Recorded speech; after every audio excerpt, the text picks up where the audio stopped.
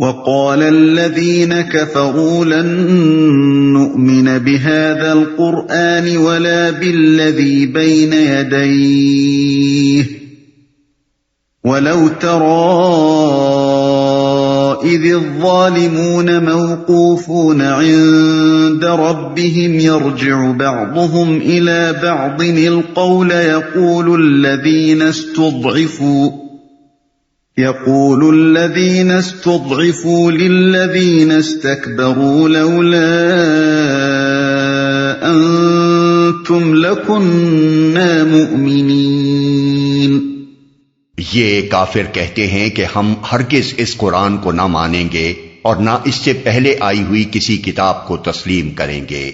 کاش تم دیکھو ان کا حال اس وقت جب یہ ظالم اپنے رب کے حضور کھڑے ہوں گے، اس وقت یہ ایک دوسرے پر الزام دھریں گے۔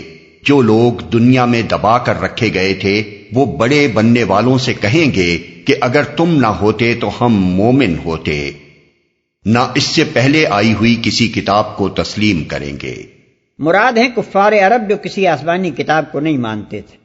ہم مومن ہوتے یعنی عوام الناس جو آج دنیا میں اپنے لیڈروں، سرداروں، پیروں اور حاکموں کے پیچھے آنکھیں بند کیے چلے جا رہے ہیں اور ان کے خلاف کسی ناصح کی بات پر کان دھرنے کے لیے تیار نہیں ہیں، یہی عوام جب اپنی آنکھوں سے دیکھ لیں گے کہ حقیقت کیا تھی اور ان کے یہ پیشوا انہیں کیا باور کرا رہے تھے، اور جب انہیں یہ پتہ چل جائے گا کہ ان رہنماؤں کی پیروی انہیں کس انجام سے دوچار کرنے والی ہے، تو یہ اپنے ان بزرگوں پر پلٹ پڑیں گے اور چیخ چیخ کر کہیں گے کہ کمبختو تم نے ہمیں گمراہ کیا، تم ہماری ساری مصیبتوں کے ذمہ دار ہو، تم ہمیں نہ بہکاتے تو ہم خدا کے رسولوں کی بات مان لیتے۔ قال الذين استكبروا للذين استضعفوا أنحن صددناكم عن الهدى بعد إذ جاءكم بل كنتم مجرمين۔ وہ بڑے بننے والے ان دبے ہوئے لوگوں کو جواب دیں گے، کیا ہم نے تمہیں اس ہدایت سے روکا تھا جو تمہارے پاس آئی تھی؟ نہیں، بلکہ تم خود مجرم تھے۔ یعنی وہ کہیں گے کہ ہمارے پاس ایسی کوئی طاقت نہ تھی جس سے ہم چند انسان تم کروڑوں انسانوں کو زبردستی اپنی پیروی پر مجبور کر دیتے۔ اگر تم ایمان لانا چاہتے تو ہماری سرداریوں اور پیشوائیوں اور حکومتوں کا تختہ الٹ سکتے تھے۔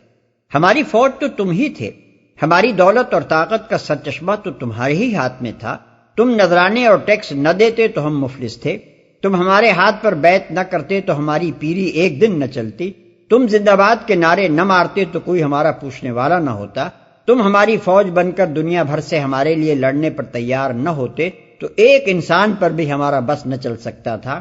اب کیوں نہیں مانتے کہ دراصل تم خود اس راستے پر چلنا چاہتے، تم خود اس راستے پر نہ چلنا چاہتے تھے جو رسولوں نے تمہارے سامنے پیش کیا تھا۔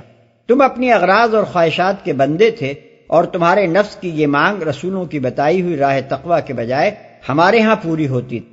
تم حرام و حلال سے بے نیاز ہو کر عیش دنیا کے طالب تھے اور وہ ہمارے پاس ہی تمہیں نظر آتا تھا۔ تم ایسے پیروں کی تلاش میں تھے جو تمہیں ہر طرح کے گناہوں کی کھلی چھوٹ دیں اور کچھ نذرانے لے کر خدا کے ہاں تمہیں بخشوا دینے کی خود ذمہ داری لے لیں۔ تم ایسے پنڈتوں اور مولویوں کے طلبگار تھے جو ہر شرک اور ہر بدعت اور تمہارے نفس کی ہر دل پسند چیز کو عین حق ثابت کر کے تمہارا دل خوش کریں اور اپنا کام بنائیں۔ تم کو ایسے جال سازوں کی ضرورت تھی جو خدا کے دین کو بدل کر تمہاری خواہشات کے مطابق ایک نیا دین گھڑیں۔ تم کو ایسے لیڈر درکار تھے جو کسی نہ کسی طرح تمہاری دنیا بنا دیں، خواہ عاقبت بگڑے یا درست ہو۔ تم کو ایسے حاکم مطلوب تھے جو خود بد کردار اور بد دیانت ہوں اور ان کی سرپرستی میں تمہیں ہر قسم کے گناہوں اور بد کرداریوں کی چھوٹ ملی رہے۔ اس طرح ہمارے اور تمہارے درمیان برابر کے لین دین کا سودا ہوا تھا۔ اب تم کہاں یہ ڈھونگ رچانے چلے ہو کہ گویا تم بڑے معصوم لوگ تھے اور ہم نے زبردستی تمہیں بگاڑ دیا تھا۔ وقال الذين استضعفوا للذين استكبروا بل مكر الليل والنهار إذ تأمروننا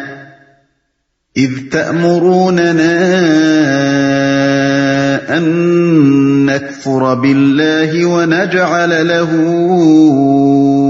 أندادا وَأَسَرُّوا النَّدَامَةَ لَمَّا رَأَوُا الْعَذَابَ وَجَعَلْنَا الْأَغْلَالَ فِي أَعْنَاقِ الَّذِينَ كَفَرُوا هَلْ يُجْزَوْنَ إِلَّا مَا كَانُوا يَعْمَلُونَ۔ وہ دبے ہوئے لوگ ان بڑے بننے والوں سے کہیں گے، نہیں بلکہ شب و روز کی مکاری تھی جب تم ہم سے کہتے تھے کہ ہم اللہ سے کفر کریں اور دوسروں کو اس کا ہمسر ٹھہرائیں۔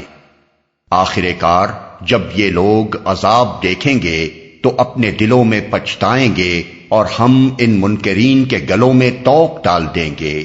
کیا لوگوں کو اس کے سوا اور کوئی بدلہ دیا جا سکتا ہے کہ جیسے اعمال ان کے تھے ویسی ہی جزا وہ پائیں، اس کا ہمسر ٹھہرائیں۔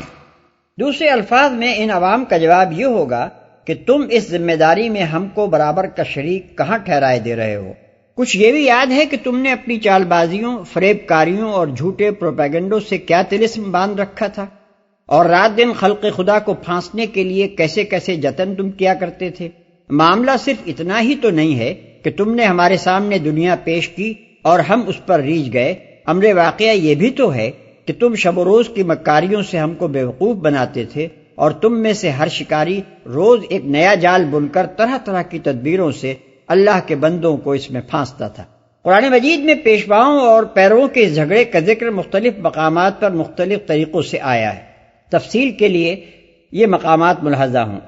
سورہ اعراف آیات 38-39، ابراہیم آیت 21، القصص آیت 63، الاحزاب آیت 66 اور 68، المومن آیت 47-48، حامیم السجدہ آیت 29۔ وَمَا أَرْسَلْنَا فِي قَرْيَةٍ مِّن نَّذِيرٍ إِلَّا قَالَ مُتْرَفُوهَا إِنَّا بِمَا أُرْسِلْتُم بِهِ كَافِرُونَ۔ کبھی ایسا نہیں ہوا کہ ہم نے کسی بستی میں ایک خبردار کرنے والا بھیجا ہو اور اس بستی کے کھاتے پیتے لوگوں نے یہ نہ کہا ہو کہ جو پیغام تم لے کر آئے ہو اس کو ہم نہیں مانتے۔ یہ بات قرآن مجید میں بکثرت مقامات پر بیان کی گئی ہے کہ انبیاء علیہ السلام کی دعوت کا مقابلہ سب سے پہلے اور سب سے آگے بڑھ کر ان خوشحال طبقوں نے کیا ہے جو دولت و حشمت اور نفوذ و اقتدار کے مالک تھے۔ مثال کے طور پر یہ مقامات ملاحظہ ہوں۔ الانعام آیت 123، الاعراف آیات 60، 66، 75، 88 اور 90، ہود آیت 27، بنی اسرائیل آیت 16، المومنون آیت 24 اور 33 تا 38، 46 اور 47، الزخرف آیت 23۔ وَقَالُوا نَحْنُ أَكْثَرُ أَمْوَالًا وَأَوْلَادًا وَمَا نَحْنُ بِمُعَذَّبِينَ۔ انہوں نے ہمیشہ یہی کہا کہ ہم تم سے زیادہ مال اولاد رکھتے ہیں اور ہم ہرگز سزا پانے والے نہیں ہیں۔ ان کا استدلال یہ تھا کہ ہم تم سے زیادہ اللہ کے پیارے اور پسندیدہ لوگ ہیں، جبھی تو اس نے ہم کو ان نعمتوں سے نوازا ہے جن سے تم محروم ہو، یا کم از کم ہم سے فروتر ہو۔ اگر اللہ ہم سے راضی نہ ہوتا تو یہ سر و سامان اور یہ دولت و حشمت ہمیں کیوں دیتا؟ اب یہ بات ہم کیسے باور کر لیں کہ اللہ یہاں تو ہم پر نعمتوں کی بارش کر رہا ہے اور آخرت میں جا کر ہمیں عذاب دے گا؟ عذاب ہونا ہے تو ان پر ہونا ہے جو یہاں اس کی نوازشوں سے محروم ہیں۔ قرآن مجید میں دنیا پرستوں کی اس غلط فہمی کا بھی جگہ جگہ ذکر کر کے اس کی تردید کی گئی ہے۔ مثال کے طور پر یہ مقامات ملاحظہ ہوں۔ البقرہ آیت 126 اور 212، التوبہ 55-69، ہود 3 اور 27، الرعد آیت 26، الکہف 34 تا 43، مریم 73 تا 77، طٰہٰ 131، المؤمنون آیت 55 تا 61، شعراء آیت 111، القصص آیت 76 تا 83، الروم آیت 9، المدثر آیات 11 تا 26، الفجر آیت 15 تا 20۔ قل ان ربی یبسط الرزق لمن یشاء ویقدر ولكن اکثر الناس لا يعلمون۔ اے نبی ان سے کہو میرا رب جسے چاہتا ہے کشادہ رزق دیتا ہے اور جسے چاہتا ہے نپا تلا عطا کرتا ہے، مگر اکثر لوگ اس کی حقیقت نہیں جانتے۔ یعنی دنیا میں رزق کی تقسیم کا انتظام جس حکمت و مصلحت پر مبنی ہے اس کو یہ لوگ نہیں سمجھتے، اور اس غلط فہمی میں پڑ جاتے ہیں کہ جسے اللہ کشادہ رزق دے رہا ہے وہ اس کا محبوب ہے، اور جسے تنگی کے ساتھ دے رہا ہے وہ اس کے غضب میں مبتلا ہے۔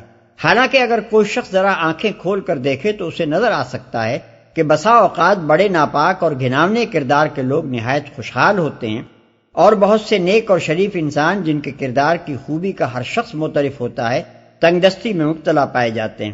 اب آخر کون صاحب عقل آدمی یہ کہہ سکتا ہے کہ اللہ کو یہ پاکیزہ اخلاق کے لوگ ناپسند ہیں اور وہ شریر و خبیث لوگ ہی اسے بھلے لگتے ہیں؟